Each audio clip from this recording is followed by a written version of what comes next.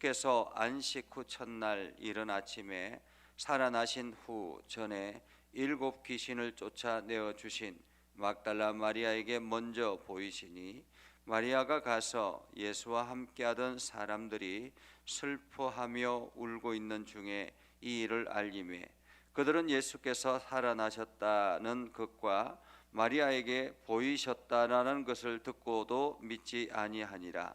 그 후에 그들 중 2 사람이 걸어서 시골로 갈 때에 예수께서 다른 모양으로 그들에게 나타나시니 2 사람이 가서 남은 제자들에게 알리었으되 역시 믿지 아니하니라.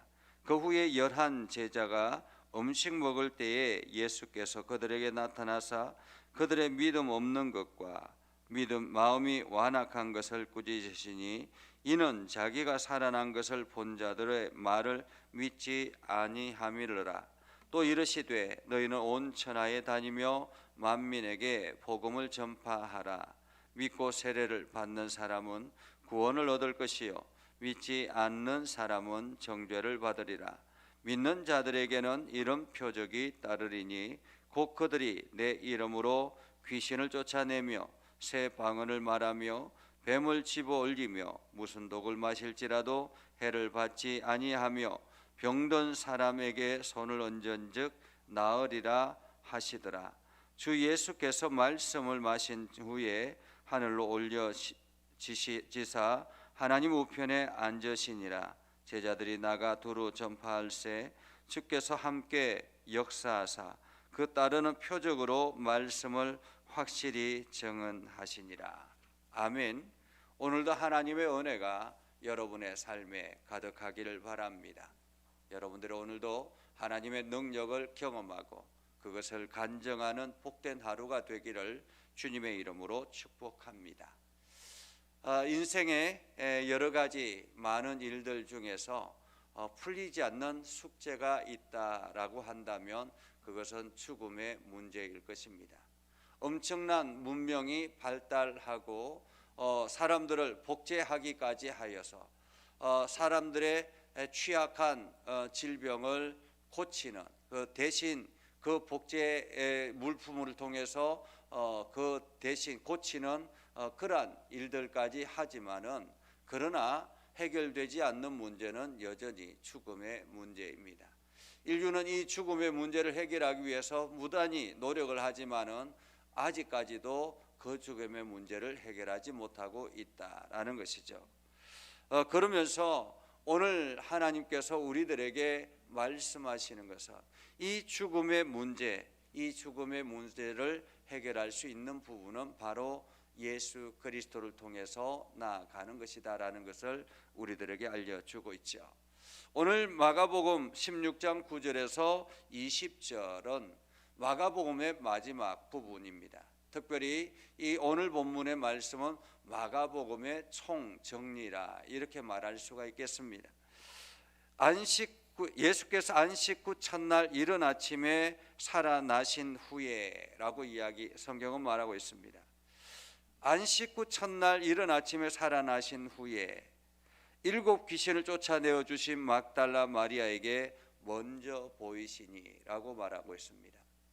우리가 어제 말씀을 통해서 3명의 여인이 예수님의 무덤에 찾아갔지만은 예수님은 없었고 거기에 한 청년이 있어서 청년의 이야기를 통해서 예수님이 살아나셨다라는 부활의 소식을 듣게 되었죠. 그럼에도 불구하고 많은 사람들은 그 예수님의 부활에 대해서 많은 제자들은 믿지 않았다라는 것입니다. 그런데 부활 후 제일 먼저 만난 사람이 누구인가? 우리가 정치가들이 새로운 어떤 결단을 하고 그 결단하고 난 다음에 첫 방문지가 어디인가? 이것이 굉장히 중요한 이슈이기도 합니다. 왜냐하면 그 방문의 위치를 보면서 그 어디를 방문하느냐에 따라서 그 사람의 행보, 그 사람의 가치관을 엿볼 수 있기 때문에 그런 것이죠. 오늘 예수님께서 부활하시고 난 다음에 누구에게 처음 보였는가라는 것입니다. 누구에게 처음 보였는가? 처음 보인 그 육체의 모습은 예수님의 어머니도 아니고 예수님을 따라다녔던 제자들도 아니고 일곱 귀신에 들렸던 여인, 그래서 예수님을 체험했던 여인 막달라 마리아였습니다. 이 막달라 마리아가 예수님을 처음 부활하신 모습을 처음 보았다라고 성경은 말하고 있습니다. 왜 마리아였을까? 우리는 생각해 볼 필요가 있습니다.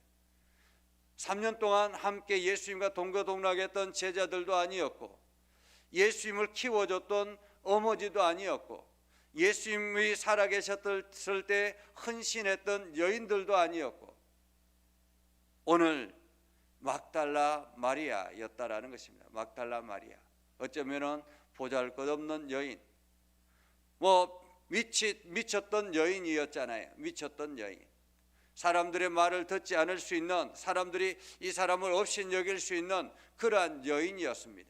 연약한 여인이었는데 이 여인을 제일 먼저 만나 주셨다라는 것입니다. 왜 그랬을까라는 것입니다. 왜 그랬을까? 아마도 우리가 그 문제를 어떻게 답하기는 어렵지만은 생각하건대 이 막달라 마리아는 예수님을 체험하고 난 다음에, 예수님을 통해서 귀신이 떠나가고 난 다음에 예수님을 위해서 헌신했던 여인이었습니다. 그리고 마지막까지 예수님의 시신 앞에서 예수님을 만나고자 하는 그런 열망이 있었던 여인이었습니다.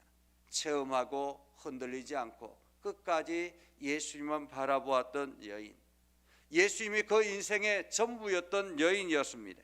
그렇기 때문에 예수님의 부활의 모습을 보고 난 다음에 오로지 그 예수의 복음을 전하는 일에 열심을 다할 여인이 바로 이 막달라 마리아였다라는 것입니다. 오늘 우리가 예수님을 체험하고 하나님의 능력을 경험하였지만, 그러나 그 경험을 통해서 끝까지 복음을 증거하고 주님을 위해서 살아가는 사람이 있는 반면에, 복음을 경험하고 난 뒤에도 그냥 어영부영하며 살아가는 사람들도 많이 있습니다. 오늘 하나님께서 우리들에게 주신 사명이 무엇이고, 나는 그 사명을 위해서 어떻게 살아가야 되는가 하는 것을 다시 한 번 더 생각하게 하죠.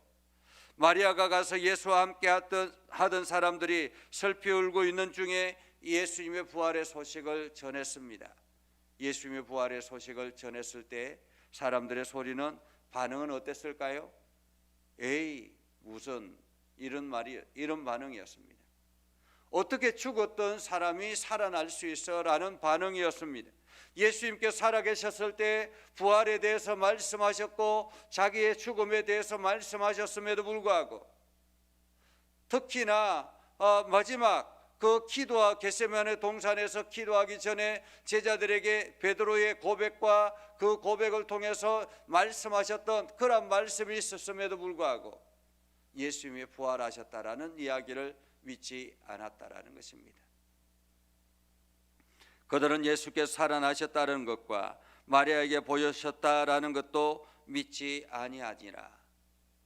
제자들도 예수의 부활의 소식을 믿지 않는데, 오늘 우리가 다른 사람들에게 하나님에 대해서 예수님이 부활하셨습니다, 예수님이 당신을 위해서 부활하셨습니다라는 이야기를 전하면 세상 사람들이 믿겠는가라는 것입니다. 내가 온전히 예수 그리스도를 경험하고 그리스도의 능력을 경험하고 그것을 이야기하는데도 불구하고, 하나님이 살아계십니다, 하나님께서 당신을 구원하기를 원하십니다, 하나님께서 당신을 구원하기 원하셔서 예수 그리스도를 이 땅에 보내시고 당신의 모든 죄를 용서해 주셨습니다, 이제 당신이 예수 그리스도를 믿기만 하면 구원을 얻을 수 있습니다, 이렇게 증거해도 모자라는데 내가 확신이 없는 가운데서 증거하면 믿겠는가라는 것입니다. 자, 그렇게 제자들도 믿지 않았습니다. 그 후에 그들 중 두 사람이 걸어서 시골에 갈 때에, 시골에 가는 두 사람은 어떤 사람입니까? 엠마오로 가는 사람들이죠. 그죠? 엠마오 마을로 가는 사람들, 고향으로 돌아가는 사람들. 그들에게 예수님께서 나타나셔서 그들에게 말씀하시고 그들을 가르치셨습니다. 그리고 그들이 돌아와서 예수님의 제자들에게 알렸습니다. 그럼에도 불구하고 13절에 보면 그들 역시 믿지 않았다. 이건 역시 믿지 않았다라는 것입니다. 이만큼 죽음에 대한 그 이후의 일들에 대해서 사람들은 믿지 않는다라는 것입니다. 지금 과학이 발달되고 여러 가지 많은 환경의 변화가 일어나지만은 세상 사람들은 여전히 천국에 대해서 믿지 않는다라는 것입니다. 부활에 대해서 믿지 않는다라는 것입니다. 그리고 난 다음에 예수님께서 11 제자가 음식 먹을 때에 예수께서 그들에게 나타나사 그들의 믿음 없음과 마음이 완악한 것을 꾸짖으시니 이는 자기가 살아난 것을 본 자들을 말을 믿지 아니함이라. 어쩌면 오늘 우리가 다른 사람들에게 복음을 전해도 믿지 않는 것 당연하다라는 것입니다. 그래서 우리는 그들을 위해서, 살아가는 그들을 위해서 간절히 기도해야 되는 거죠. 하나님께서 직접 저들을 만나 주십시오. 하나님 저들에게 찾아가 주십시오. 그래서 내가 증거하는 이 복음의 소식이 저들에게 믿음으로 나타나게 해 주십시오라고 우리는 기도해야 하는 것입니다. 그래서 전도하고 기도하는 것이 중요하다. 전도하고 기도하는 것이 중요하다. 자, 이렇게 부활하신 예수님께서 제자들을 만나 주셨습니다.